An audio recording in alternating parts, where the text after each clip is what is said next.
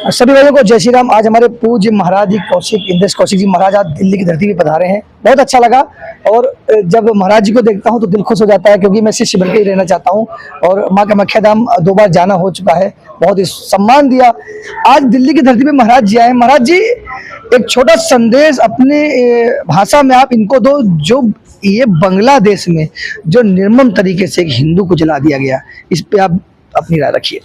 देखिए, सबसे पहले मैं बहुत बहुत साधुवाद आपको देता हूं। और आज मैं भारत की राजधानी में हूं, दिल्ली में हूं। जब लखनऊ में कोई बात बोली जाती है तो प्रदेश तक जाती है, और जब दिल्ली में कोई बात बोली जाती है तो विश्व तक जाती है।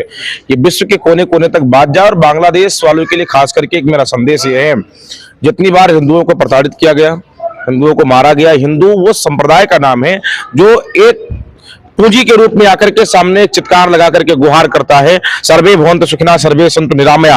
हे ईश, सब सुखी हो, कोई ना हो दुखारी, सब हो निरोग, भगवान धन धान्य के भंडारी। जब पाकिस्तान से मुसलमान भगाए जाते तो हिंदू उनको शरण देकर उनकी रक्षा कर लेता है।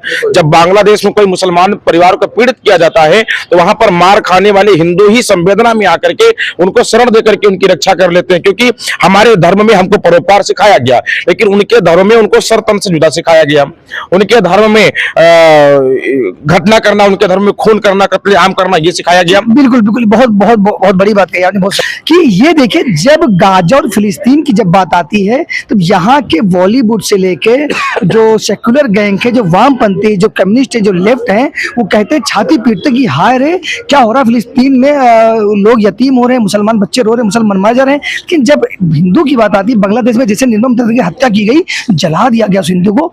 आज इस देश में क्या जो राजनीतिज्ञ हैं या बॉलीवुड हो या जितने मैंने नाम लिए, ये क्यों नहीं बोल रहे हैं? देखिए, अगर ये लोग बोल देंगे, बॉलीवुड वाले बोल देंगे तो उनकी टीआरपी गिर जाएगी, नेता बोल देंगे तो उनके वोट बैंक गिर जाएंगे, व्यापारी बोल देंगे तो उनके व्यापार घट जाएंगे। मैं इसीलिए तो कहता हूं, हिंदू को बचाने के लिए केवल हिंदू को ही बोलना पड़ेगा। मतलब कुल मिला के कहना ये चाहते कि हिंदुओं को अपनी रक्षा खुद करनी है। हिंदू को अपने आप को बचाने के लिए केवल हिंदुओं को ही बोलना पड़ेगा, और उनके भीतर से जाति रूपी कीड़ा को पहले बाहर निकालना पड़ेगा। उनके भीतर एक विचार पनपने पड़ेंगे, पहले एक विचार को जन्म देना पड़ेगा, पहले राष्ट्र उसके बाद में कास्ट। एक सवाल लास्ट और सवाल है। लास्ट सवाल ये है कि अभी जो देखा जा रहा है, बहुत सारे कि जो अम्बेडकरवादी बहुत सारे हैं देश में, जो इस समय जो बहुत सारी बातें कर रहे हैं, हिंदू पे नहीं बोल रहे हैं। देखा जाए तो बांग्लादेश में 90% हिंदू है, पाकिस्तान में बांग्लादेश में 90% दलित है, SC ST OBC है, और पाकिस्तान भी SC ST OBC हिंदू है तो दलित है।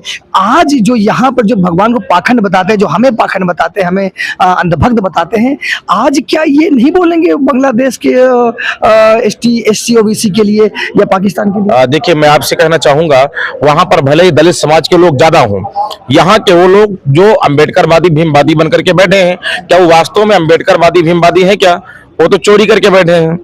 क्या कभी उनके मुख से BN राव की चर्चा निकलती है? कभी नहीं। क्या कभी वो BN राव के विषय में कुछ बोलते हैं? नहीं बोलते। तो जब खुद घर का चोर बनकर के वो बैठा है तो भेदी जाकर के कहां बोलेगा भाई? वो बोलने नहीं जाएगा। मैंने एक बात कही, सारी जातियों को हटा करके पहले हिंदू बन जाया जाए।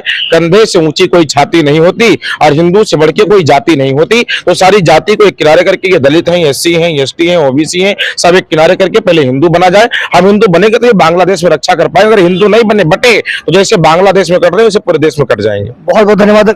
और गुरुजी, इस माध्यम से आप अपना परिचय दीजिए, आप कहाँ से आए हैं? इंद्रेश कौशिक, मां कामाख्या धाम अयोध्या जी। और मुझे बड़ी प्रसन्नता हो रही कि दिल्ली आए, और दिल्ली में मैंने किसी को फोन नहीं किया, और जब यहाँ आना अचानक से मेरा टूर बना तो मैंने आपको केवल याद किया कि आप हैं कहाँ अभी, क्योंकि मैं एक रात्रि के लिए यहाँ आ रहा था। और ये मेरा वचन था, जब की बार आप कामाख्या धाम गए थे तो मैंने कहा था कि अब जब दिल्ली आएंगे तो चाहे जिस स्थिति परिस्थिति में आएंगे आपसे मिलेंगे जरूर। मैंने शिकायत भी थी कि आपसे दिल्ली आते हो, कब चले जाते हो पता नहीं होता है। तो उसी शिकायत के लिए मैंने केवल एक बार आपको फोन किया कि आप कहाँ हैं। तो मुलाकात आज हो गई, बड़ा प्यारा लगा, बहुत सुंदर लग रहा है, दिव्य भव्य नव्य लग रहा है, और बहुत जल्द हम लोग बैठेंगे एक बड़ी अच्छी रूपरेखा और तैयारी के साथ। बहुत बहुत धन्यवाद। आज गुरु जी के साथ मिलकर बहुत अच्छा लगा। बहुत बहुत धन्यवाद। सभी को जय श्री राम, हर हर महादेव, जय मां कामाख्या देवी।